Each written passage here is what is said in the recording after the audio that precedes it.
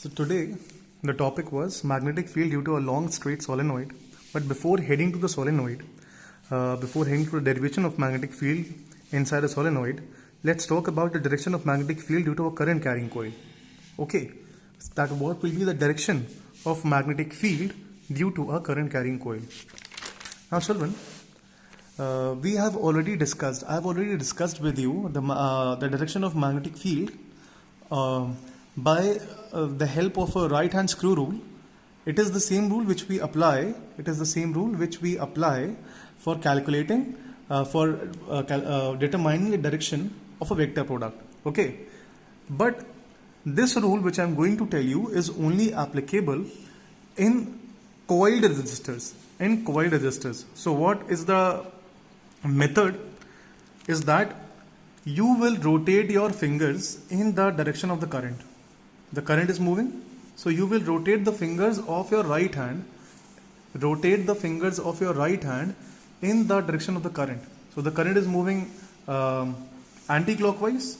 Okay, so you will rotate your hand anti-clockwise. The fingers of the right hand anti-clockwise, and the direction in which the thumb points will be the direction of the magnetic field. So the magnetic field is basically will be directed perpendicular to the paper outwards. Okay. Similarly, now here, if you see that here, the field is the current is clockwise.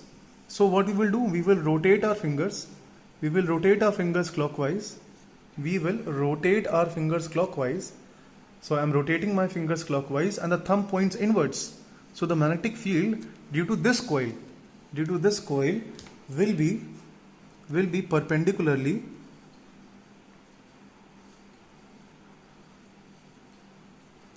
inwards. Okay, now this is another field. Now here the coil is placed perpendicularly like this, not in the plane but perpendicular to the plane like this, and the current is flowing this way. The current goes up from here and goes into the paper from here. Okay, so this is how the current is flowing. So how will we move our fingers? We will move our fingers this way because the current is flowing this way. So we will move our fingers this way, and the thumb points in the left. So the magnetic field will be directed towards left from right. So the magnetic field will be directed from right to left. We moved our fingers like this. The current was flowing like this. So we moved our fingers like this, and the magnetic field will be directed towards left from right. Okay. Now we will go into the application of Ampere's circuital law. Okay. And the first application we had done. The second application is magnetic field due to a long current carrying solenoid. This is the second application that we are doing. Okay. Now understand. Here the current is going like this. The current is going like this. Okay, so the current is moving like this. Now if the current is going like this, that it moves out from the paper from here and goes into the paper from here. Okay, from the top. So the current is moving like this. Okay, so what we will do? We will move our fingers in the direction of the current. Okay, like this. And the thumb points towards left. Okay, so the magnetic field, which I have shown with a green pen over here, so the magnetic field will be directed towards left from right. Okay, see, the direction is towards left. So it is going towards left from right. Okay, so that is how it is the direction of magnetic field inside a solenoid. Okay, so this is a more better method to determine the direction of field for coiled wires. And this method will only be applicable for coiled wires only. Okay. Now, consider a solenoid having length capital L and number of turns small n. Therefore, the turns per unit length are given by small n is equals to capital N upon L. Now, this is a very important term which will be used in the derivation. So, I will request you to keep this in mind. Small n, turns per unit length, value, number of turns upon the length of the solenoid.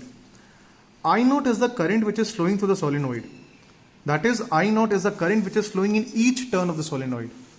I naught is the current which is flowing through the solenoid. That is I naught is the current in each turn of the solenoid.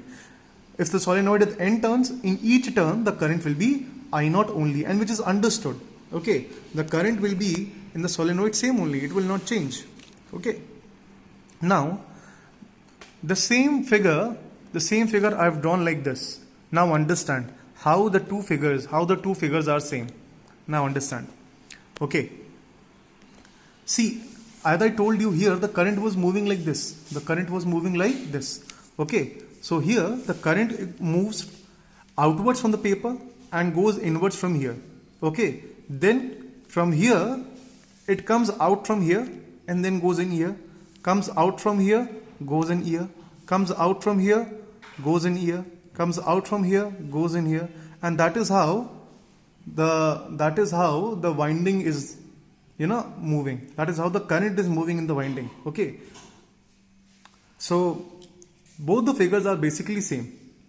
Okay, I have taken this figure to explain you the Amperian path. This is the Amperian path, and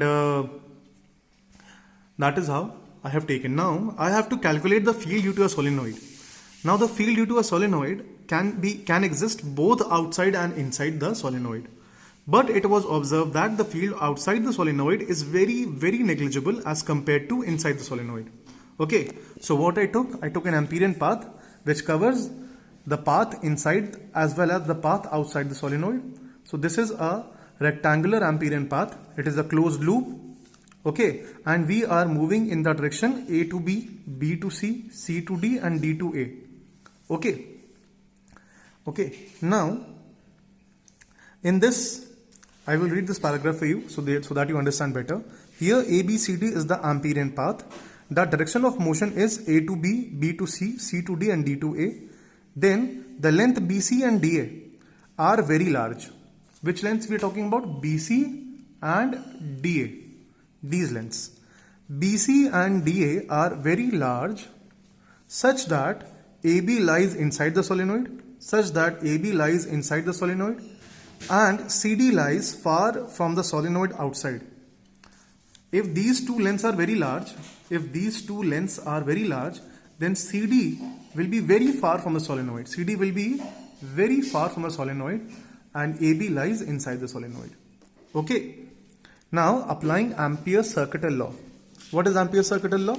We have to calculate line integral of magnetic field. So this is the line integral B dot dl. Okay.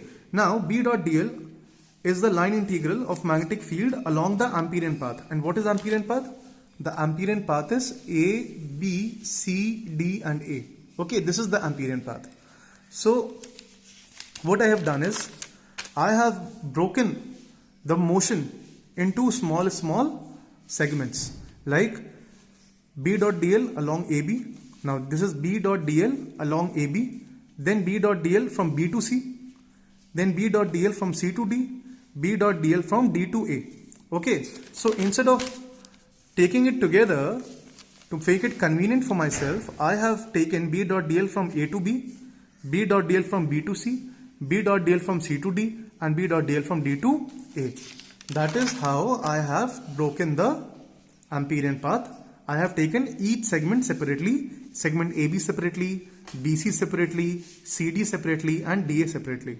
Okay, so first we will talk about segment B to C, B dot dl, and D to A, B dot dl.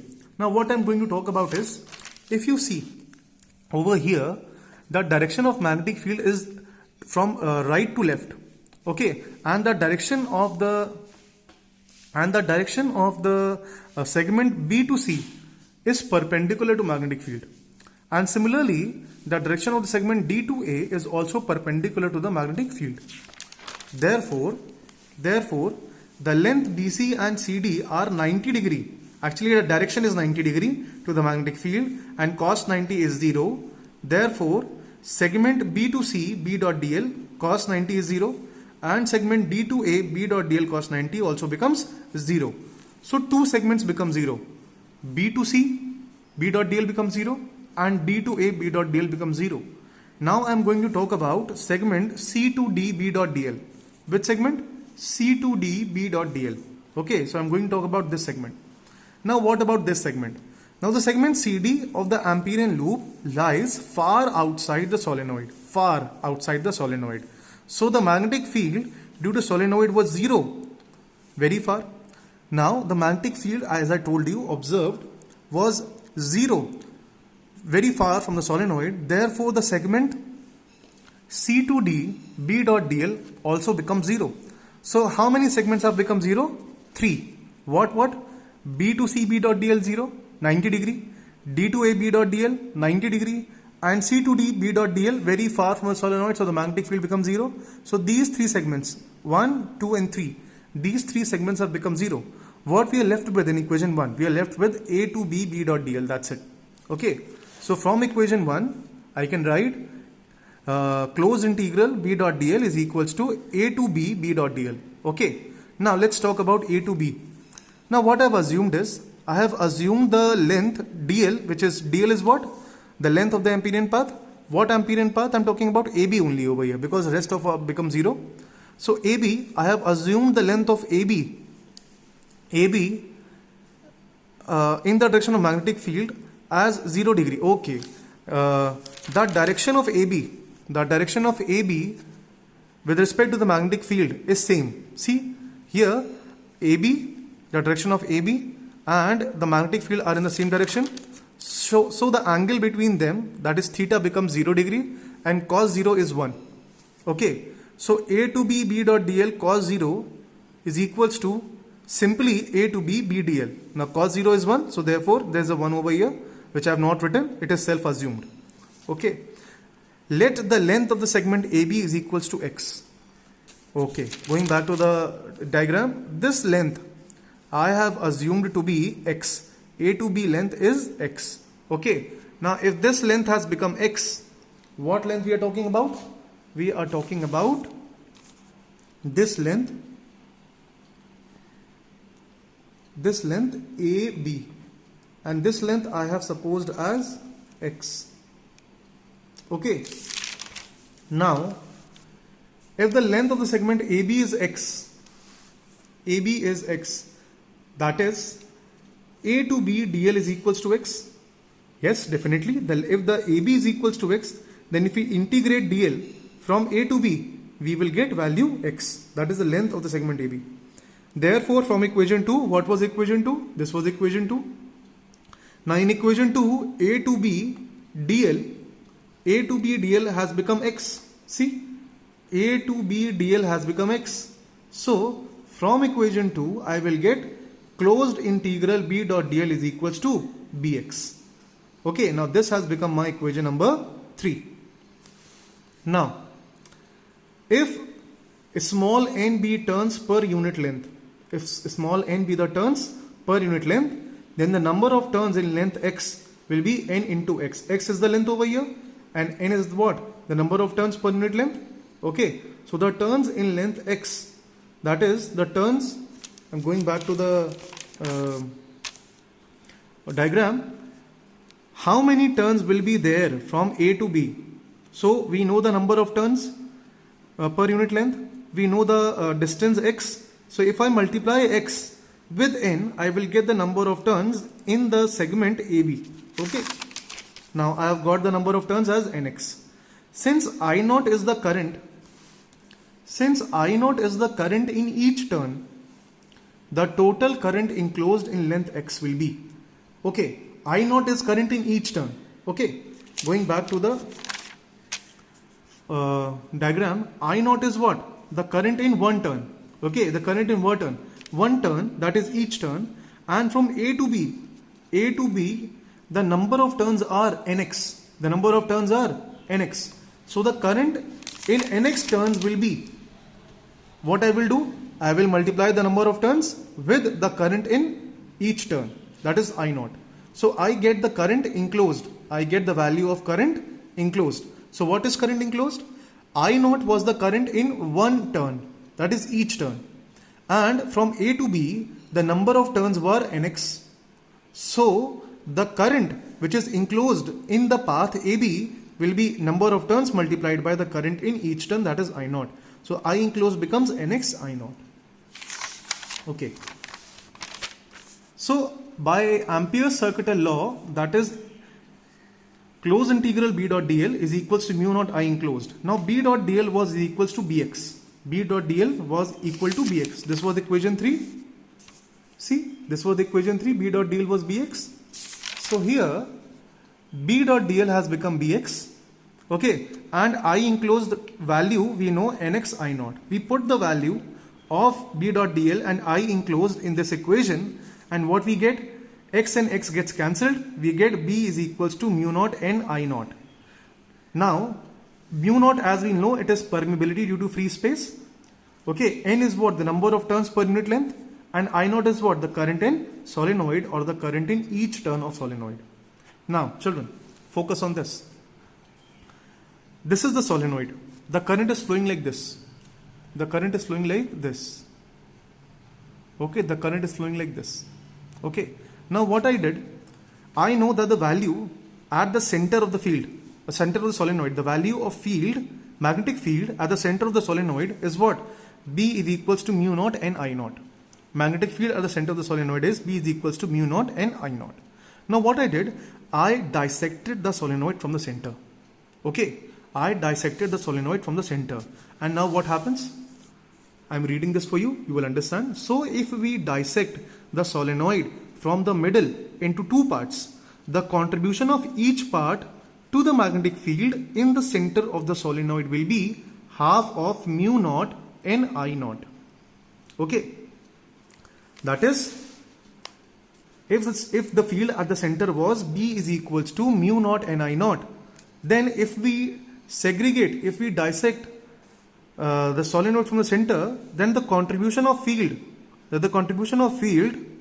due to each part at the center will be half of mu naught n I naught. Half of mu naught n I naught. So if half of mu naught n I naught is added by both, we again get what? Mu naught n I naught. Half due to this, half due to this, together mu naught n I naught. Okay, so what happens? We, by this method, by this logic, we are able to calculate the field at the end of the solenoid.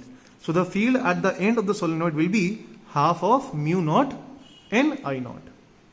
I think now this is clear. You know the field at the center of the solenoid and you the magnetic field at the ends of the solenoid.